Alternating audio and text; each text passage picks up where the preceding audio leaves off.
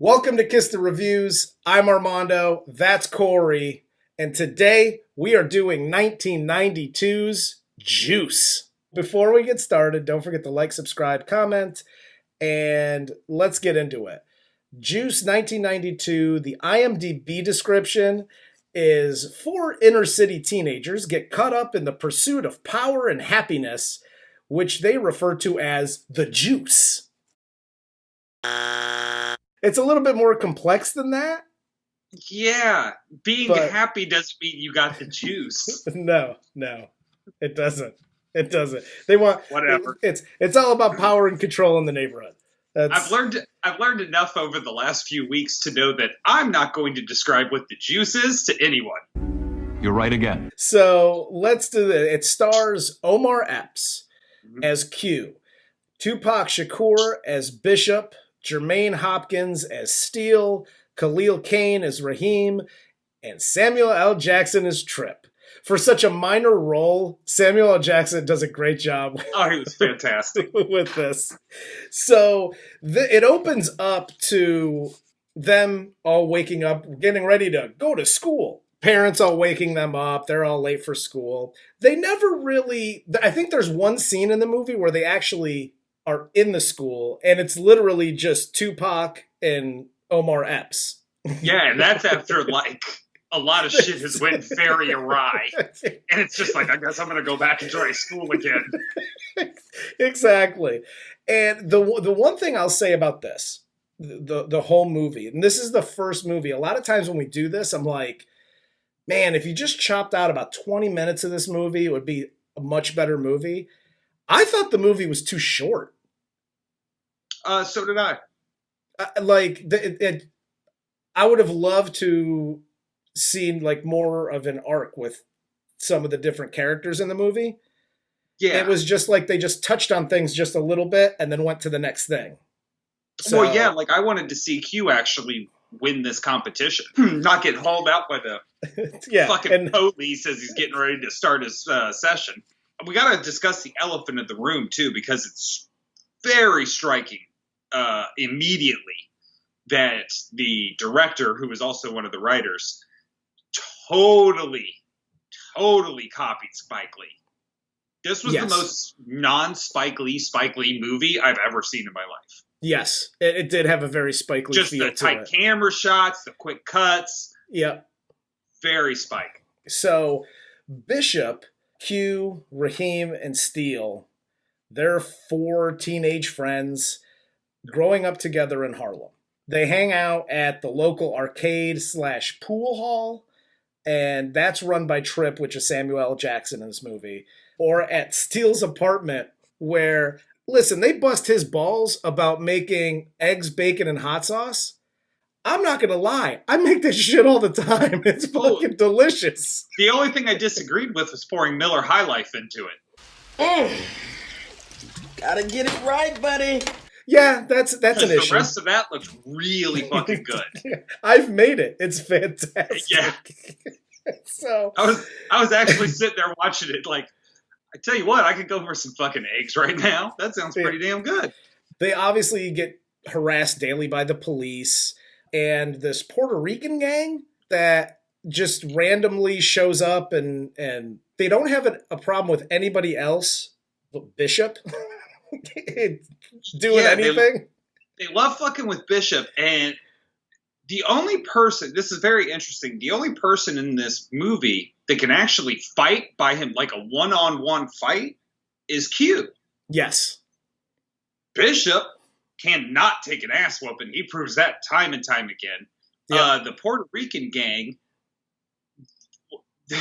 they only fight together, which I guess is maybe the point of a gang. I don't know. I've never been in one. But, like, didn't anybody just go one-on-one back in the day? It shows them at the pool hall arcade, and the cops just come in and raid it for apparently no... I was like, oh, maybe they're like truancy officers. Or no, they're fucking cops. Like, but they're there to take them back to school. After they're going down the street, Q goes in to get cigarettes. Raheem has a very large smoking problem at like 15 or however old they are at this point. All of these kids have very adult lives. Yes. Q is dating. Is she like 30? Yeah, somebody who has an ex-husband, whose ex-husband looks like Uncle Phil from the goddamn Fresh Prince. And then, what is it? Bishop has like his grandma and his dad's just gone. Steele has sleeping in a bunk bed at 15 with his younger brother. I'm assuming brother. And Raheem. He's a chain smoker who's got a kid. Exactly. First off, you're in search for juice. You're in search for the street cred and all that shit. You got far more important things to be worrying about now. But Bishop's here's the thing. Only one that really should be chasing that juice, because that is all he's got. Well, and this is why I said the movie was too short, and I would have liked to see arcs with other characters, because the only person in this whole crew is Q, who has this dream of being a DJ, and that's like his whole backstory and that kind of thing.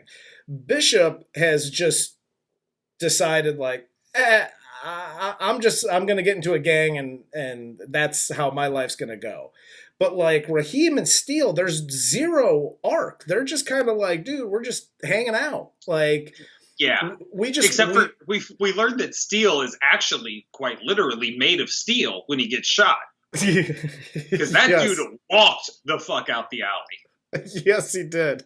They're not really like, until they get into the fight at Steele's apartment at his mom's place while they're watching, because Q goes in to get cigarettes. He sees like his buddy who's holding up the bar, and he's like, yo, we got to get out of here.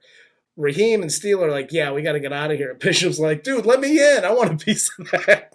And then all of a sudden they're having an argument in Steele's apartment about, we need to get more cred, and we need to do this, and we need to make moves. And she's like, dude, I just want a DJ. This is when immediately the three of them should have just distanced themselves from Bishop immediately. Like, You see him on the street, ghost him, walk right fucking past him. Because he goes into this speech about how Q's a punk because he didn't want to rob the place and die with his dude in a shootout with the cops. And Bishop said, that's all it's going to be. Your life will end no other way. The way he saw things, the way they're coming up, like we're going to go out just in a blaze of glory. No. We're not doing anything anymore. If you don't want to tip the fuck out of this place, I will. But there is no way I am fucking with Bishop ever again. You guys are stealing records from a record store. Yeah. No, but that's kid shit. That's what you're supposed to be doing at that age. Shit, I did that. Yeah. Everybody fucking did that. Let's check the statute of limitations before we start confessing this shit. I'm pretty good. I'm pretty sure Sam Goody isn't going to press charges. Is Tower Records still a thing? Because I'm coming after me. But Bishop's like, no, we're acting like a bunch of bishops. We're acting like a bunch of bitches. We need to actually rob the convenience store. The guy who we know has a gun because he points it at us. And chases us away. Yeah, chases us away daily. And by the way, he chases us away / saves Bishop from getting his ass whooped, it seems like, daily. Yes, exactly. Raheem goes to Q and says, hey, we're meeting at the courts tomorrow. We got this thing. And he's like, tell me now. No, I'm not going to tell you now. That's this whole fucking rigmarole. And that's when the whole plan to rob this place gets to Q. And look, this is where I think it's an important place to interject with a PSA. Hi, kids. Uncle Corey. A lot of shit's been sliding here. You can let a lot of stuff go because you're a bunch of kids. You hang out with your boys. That's your crew. We get it. And you do dumb shit, and that's cool. Yeah, totally understandable. But when you are going to achieve your goals, your dreams, because you have a DJ competition in the morning and you got to go to the tryout, and they're like, no, dude, you got to come to our meeting or you don't care about us. Bounce the fuck to your audition and fuck those guys. Yes. Because that reverse logic goes both ways. Yep. And nobody thinks about that shit throughout this entire movie. There's a lot of fuck those guys moments in this movie. I'm wondering halfway through this movie, like, am I just a bad friend? Because I'd be telling so many times to so many of these guys, like, dude, go fuck yourself. Yeah, There's no way I'm involved in this. Yes, I am a bad friend, and yes, I would tell my friends to go fuck themselves. So there you go. So they get this ridiculous plan together. Raheem, I think, is the one that gets the gun, and Bishop's like, no, now it's mine. No, I got it. Now we're good. He got a gun and went, hell yes, this is what's going on now. I hold on to the gun. Why should he hold on to the gun? Because I already got it, motherfucker. Yeah, I'm going to shoot everybody, including my friends. Like, that's not how that works ever. So they rob this place, and by all accounts, they're going to get away with it. Q DJs, leaves his the contest. He advances to the next round, and he's like, I guess between rounds, I'm going to go rob this joint. And they rob the joint. They get the money. The dude isn't doing anything. He's got his back to them. Yep. And the cops go by. Nothing happens. They're running out. And Bishop just shoots him in the back of the head for no reason. And then when they get to the abandoned building, he was making a move. Motherfucker, the only move he made was a bowel movement in his pants. That dude shit himself, okay? He was going to let you take the money and run. And then they wrestle for the gun because Raheem's like, you're obviously crazy, which Bishop takes offense to because, his dad's in a stupor and I guess crazy? Sure. And they wrestle for the gun. Raheem gets shot. And then they run to another abandoned building and then argue about the whole shooting Raheem thing. It's just from the robbery to the end of this movie, it's just a goddamn shit show. Oh, it's a mess. And let's be clear, Raheem isn't shot because they're wrestling over the gun. Because that's accident. Oh, yeah, no. Raheem is pushed away. Yes. And Pac shoots him. Yes. What the fuck? Raheem, being, naive, thought, there's no way my friend is really going to shoot me in the chest. Yes. That doesn't make any sense. The even more fucked up thing about it, because, okay, I get it. Now you've shot your friend. And you got to get your other two friends to shut up. So now I'm threatening to shoot everybody in the goddamn room. Yeah. I totally get it. The fucked up thing is that he not only does he show up to his funeral, the little reception afterwards, he's like, I'm going to find the killer. I'm on the case. Listen, here's PSA number 2. If somebody shows up to a funeral of a friend or a family member that's been murdered and is vehemently letting you know that they are on the trail and they are going to find the killers they killed your family member or friend. Period. They did that shit. I'm just throwing that shit out there. Yep. So, and this is when Omar Epps, and this is what I don't understand, because the movie would have been over in 2 more scenes had this been me being a bad friend, because I would have been like, oh shit, this guy's a fucking sociopath. He's talking to his best friend's mom, who he just murdered, and just, again, I'm on the case. If there's anything I can do for you, let me know. He's hugging up on his sister. Yeah. I'm walking out the door. I'm going to Liza Minnelli's bar getting that gun that Q gets. Yeah. I'm finding Bishop and I'm putting 2 in the back of his head.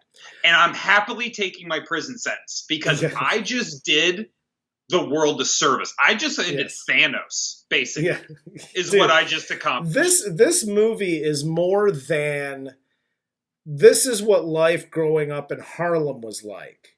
This movie starts off that way, and that's the movie you think you're going to get. And then you get a sociopath who's like, I'm fucking killing everybody. Like, dude, it cannot be stated enough. Tupac was amazing in this. Oh my God. Tupac and Omar Epps were so good. They were both awesome in this movie.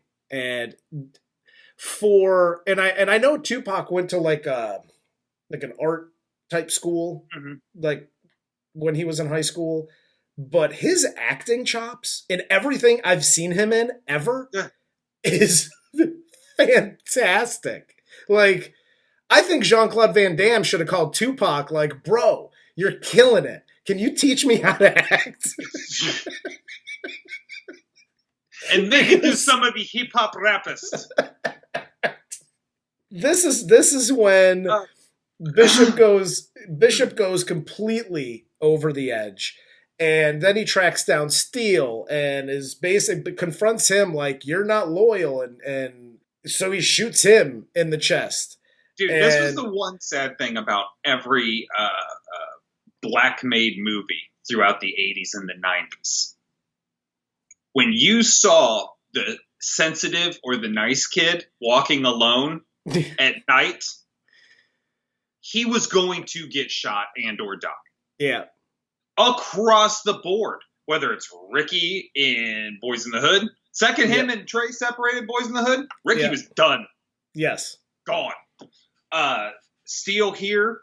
Bishop then tracks down what's the leader of the Puerto Rican gang? Radimus tracks him down. They get chased by the cops. It's them 2 in the alley, shoots him. Then he goes to Trip and is like, dude, Q went crazy. I don't know what the fuck is going on. Like, he shot the fucking... I shot the clerk? At what point did you shoot the clerk? I shot the clerk. Yes, when did you shoot him? I shot the clerk. He shot the clerk. He shot fucking Raheem. He shot this dude. He shot Steele. Killed that dude. Like, he's just trying to frame Q. Why? I have no idea. Yeah, he's just said fuck, and he's still carrying around the same gun that he's shooting everybody with. It's like, dumbass, take one class in school and you'll learn somewhere along the line. Cops can track that shit already. It's 92, bro. They got you. Exactly. This is the one thing where I think there were reshoots somewhere through this movie, because when Bishop is speaking to Samuel L. Jackson and he's framing Q, it's like, he shot this guy, he shot that guy, about to shoot me, I don't know what to do. The way Samuel L. Jackson is looking at him and the character they've set up Samuel L. Jackson to be, he's just kind of looking at him like, like, as soon as this motherfucker leaves, I'm about to lock the door and call the cops. But later on, Q comes in to the pool hall trying to get Samuel L. Jackson's help. And Samuel L. Jackson's like, motherfucker, I don't know you. I've known a lot of killers since they was kids.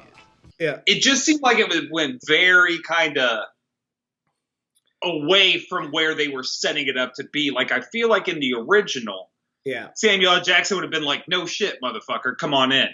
Because he would have known. He knows what a killer looks like and what a killer doesn't. Yeah, exactly. You know what I mean? Well, and the whole thing with him, like, cool, I'll make sure to let you know if I see Q. I think he was like, well, if I say anything else, Bishop's going to shoot me because this dude looks crazy. Like,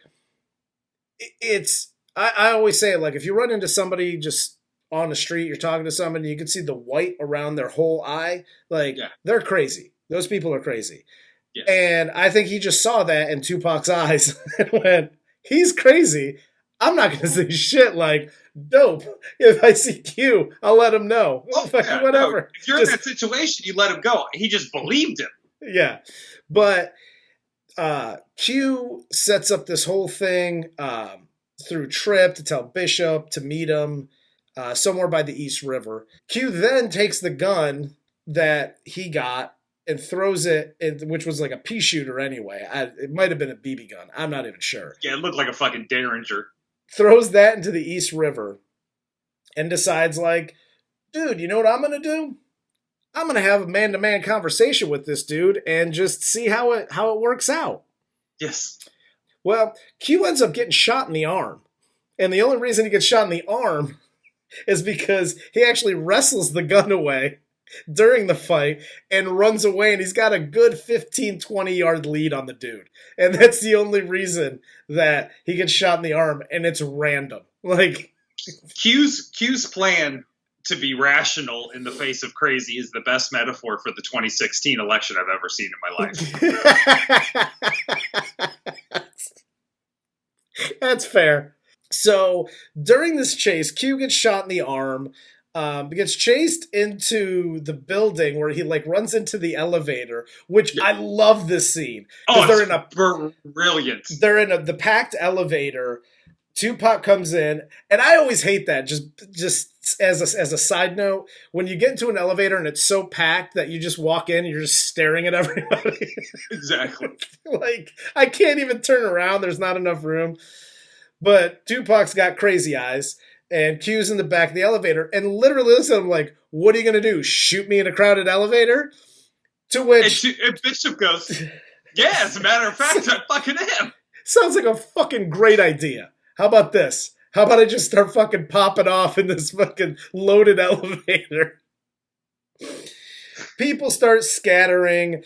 Q takes the gun away from Bishop. Bishop leaves the scene, like runs away from the scene.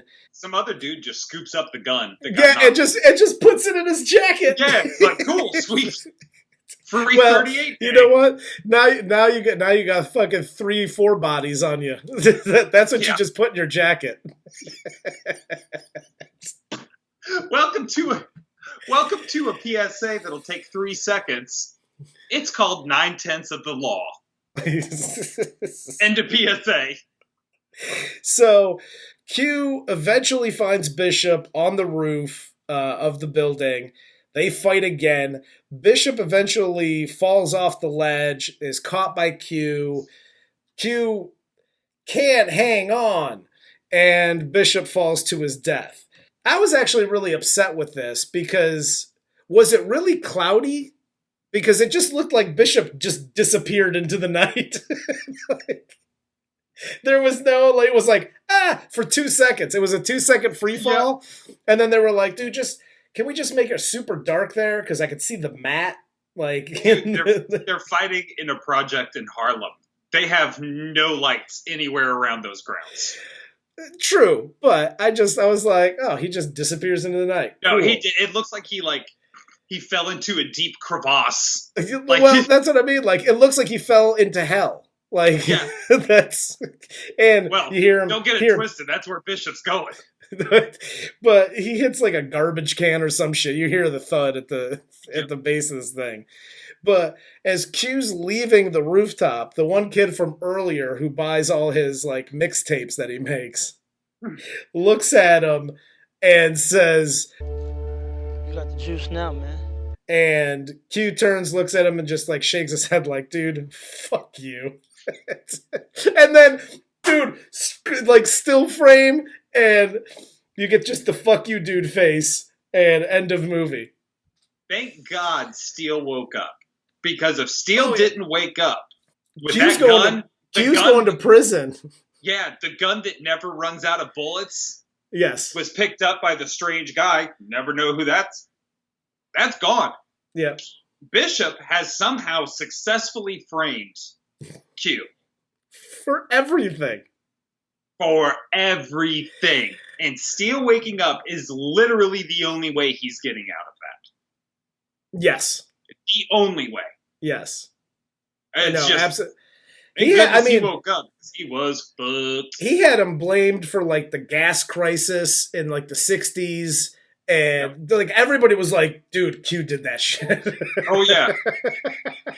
Oh, yeah. He had to blame, which here's the funny thing, because everybody, at least from in the movie I saw, like people kind of looked at Bishop like, oh, he's a little crazy, and he doesn't seem like the guy that you'd be like, oh, totally, believe you 100%. But in this, he literally convinces everybody that, like, yeah, Q, you know the guy, the DJ who, you know, wants to, that's what he's aspiring to be, and he's winning these contests and yada yada. Yeah, that's the dude that killed everybody. Yep. You know that cat that just went back to high school? The only other person that he could have blamed it on that would have been more ridiculous is Steele. Like, if he was like, dude, Steele shot himself, he shot everybody else. Right. He's trying to pin it on me. Like, that's literally the only other character in this movie that he could have blamed it on that would have been more ridiculous. Or Raheem, because he was already dead. Yeah. But as we do, does this movie stand the test of time? Oh yeah, this movie's great. I dig this movie. It's a fantastic movie. If you want to get, and this was like the first movie he did, and if you want to get a glimpse of what Tupac was, just the talent behind that guy, because it was fantastic. And for this being his first movie, just unbelievable. And great the album behind you is fantastic too, so check that out. Oh, yes, it is. But no, Tupac's amazing in this. I think everybody. I don't think there's one bad actor in this movie.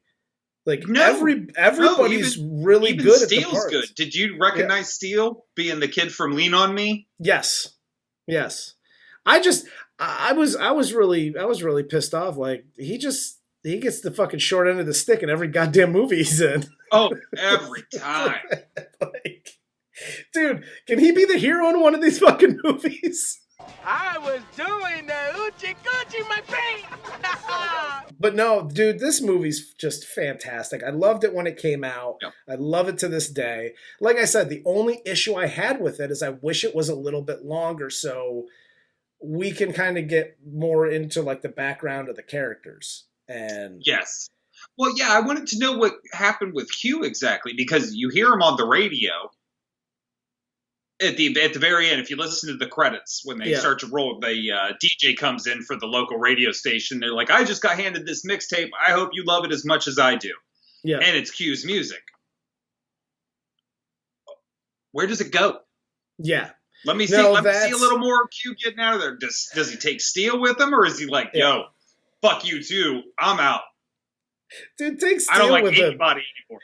Dude, take Steele with you, man. The dude's got the raw end of the deal for fucking a couple of movies. Can you just give him it costs too much money to feed Steele if you're on the road. No way. But yeah. No, at the end of the day, this fucking movie's fantastic. No, it's great. I have no bad things to say about it other than the fact that this is the only movie that we've reviewed that I've said I wish it was longer. Yeah. But totally agree. Do you have anything else? I got nothing. All right, cool. Well, for Corey, I'm Armando. This is Kiss the Reviews, and this was 1992's Juice.